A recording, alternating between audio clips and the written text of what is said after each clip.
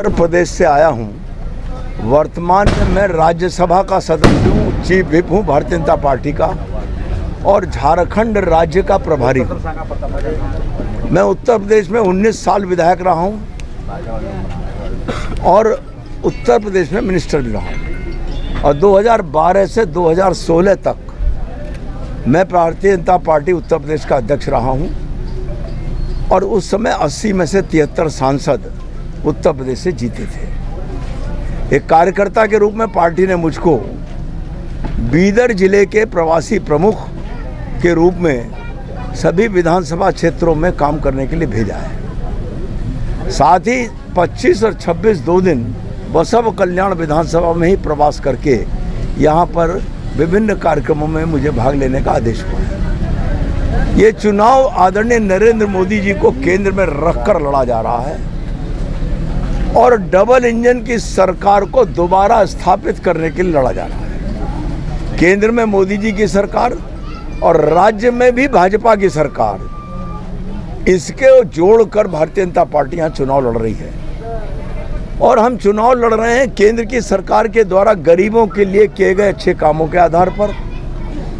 हम चुनाव लड़ रहे हैं कर्नाटक की सरकार के द्वारा सामान्य जन के हित में किए गए कामों के आधार पर और फिर क्षेत्र में भले ही अल्पकाल के लिए विधायक रहे हैं सलगर साहब, लेकिन अल्पकाल में जो कुछ भी काम उन्होंने जनता के बीच में किए और जनता के बीच में अपनी मौजूदगी सक्रियता से बनाई है, इन आधार पर भारतीय जनता पार्टी इस विधानसभा क्षेत्र से चुनाव लड़ रही है। अब काम क्या है? आदरणीय नरेंद्र मोदी जी ने सबसे बड़ा काम है, आप Britain, Brazil, France, Sri Lanka, America, चीन, इन देशों को अगर देखें तो उनकी आबादी के अनुपात में और हिंदुस्तान में दुर्भाग्यपूर्ण परिस्थिति जो कोरोना की आई थी, मरने वालों की संख्या मामूली है उन देशों की तुलना में जो विकसित देश हैं। उसके पीछे का कारण नरेंद्र मोदी जी की 3 महीने में 3 वैक्सीन, 230 करोड़ वैक्सीन बिना किसी भेदभाव के, न जाति, न धर्म, न पंथ, न पूजा पद्धति, लगवा देना और लोगों की जान बचाने का काम किया है। लॉकडाउन में लोगों के रोजगार छूट गए थे, उनके घरों में पका हुआ अन्न भेजने का काम किया और उसके बाद आज तक निःशुल्क गरीबों को राशन देने का काम कर रहे हैं। किसी माँ के सामने ये बेबसियाँ नहीं आने दी नरेंद्र मोदी जी ने कि उसका बच्चा रोटी मांगे और माँ लाचार हो और उसकी आंखों से 2 आंसू रुके।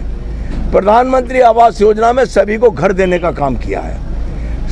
महिलाएं सड़क पर जाती थी शौच के लिए और जब दिन में उनको परिस्थिति पैदा होती थी तो शाम का इंतजार करती थी।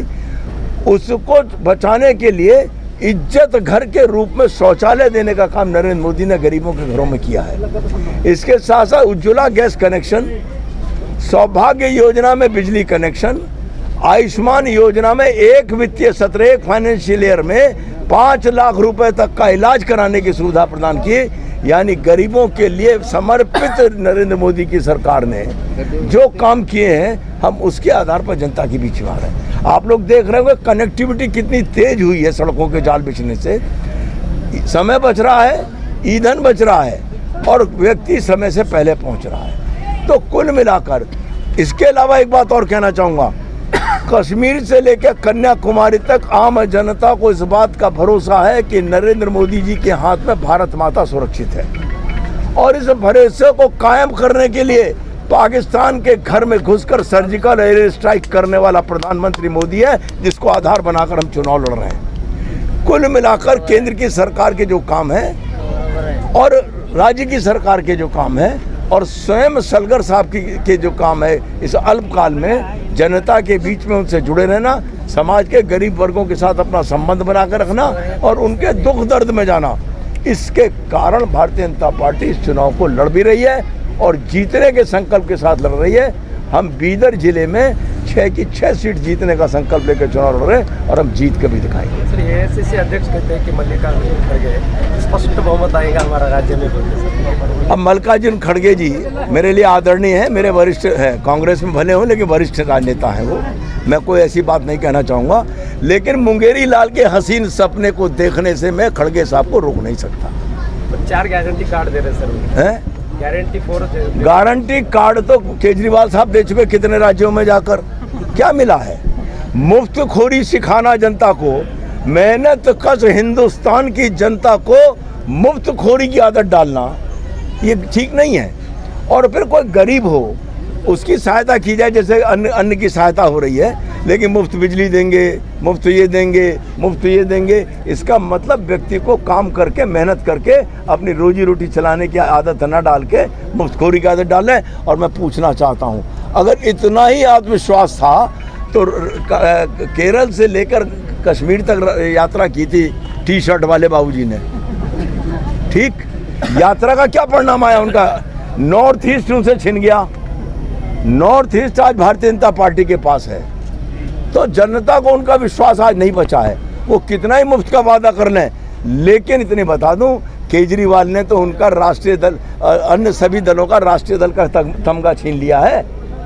इसलिए ये केवल मुफ्त की लालच भरे दे रहे हो। लेकिन आदरणीय है मल्लिकार्जुन खड़गे जी, मेरे सदन में कांग्रेस के नेता हैं, मैं उनका सम्मान करता हूँ, लेकिन मुंगेरी लाल के हसीन सपने जो देख रहे हैं कि कर्नाटक में कांग्रेस की सरकार बनेगी, कर्नाटक में कांग्रेस दल की नंबर भी अगर ले ले तो लक्ष्मीकांत वाजपेयी जवाब दे देगा। इतना ही मेरा उनसे निवेदन है। सर, यहाँ के माजी मुख्यमंत्री जगदीश शेट्टर और लक्ष्मण सवदी डीसीएम जो थे, माजी डीसीएम जो थे, वो जो दोनों बीजेपी छोड़ के कांग्रेस ज्वाइन हुए सर, इसलिए कुछ प्रॉब्लम हो सकता है क्या बोल के बोल रहे हैं? कोई प्रॉब्लम नहीं। भारतीय जनता पार्टी हमारी माँ है, माँ तय करती है कब किस बेटे से क्या काम लेना। शेट्टर साहब से कितने दिन भारतीय जनता पार्टी ने काम लिया, कितने दिन उनको पद पर रखा, विधायक पर रखा? क्या ताजिंदगी का पट्टा उन्हीं का लिखा हुआ है? और जो नए आने वाले कार्यकर्ता उनको अधिकार न दिया जाए?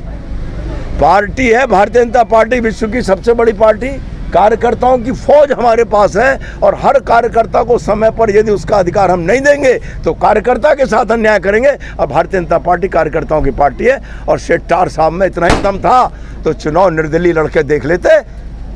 उस कांग्रेस को जिसको जीवन भर गाली दी उसकी शरणागत हुए हैं जाकर, इससे ही उनके आत्मविश्वास का पता लगता है। बीजेपी हाईकमान जो है यहाँ के कर्नाटक के लिंगायत लीडर को हटाना चाहता है और ब्राह्मण लोगों को लाना चाहता है, उनका ऐसा समझ? शायद ये गलतफहमी है आपको। ये केवल भारतीय जनता पार्टी की सरकार है जिसने धार्मिक आधार पर मुस्लिमों को जो 4% आरक्षण दिया गया था, उस आरक्षण को सुप्रीम कोर्ट ने नकार दिया था। उस आरक्षण को खत्म करके यहाँ की कर्नाटक की भाजपा सरकार ने 2% लिंगायत को दिया, 2% वोकलिंगा को दिया है। भारतीय जनता पार्टी लिंगायत का विरोध बिल्कुल नहीं करती। भारतीय जनता पार्टी सबको साथ लेकर चलना चाहती है, सभी वर्गों को, सभी का सम्मान करके चलना चाहती है। इसमें कोई सत्यता नहीं है आपकी इस कथन में।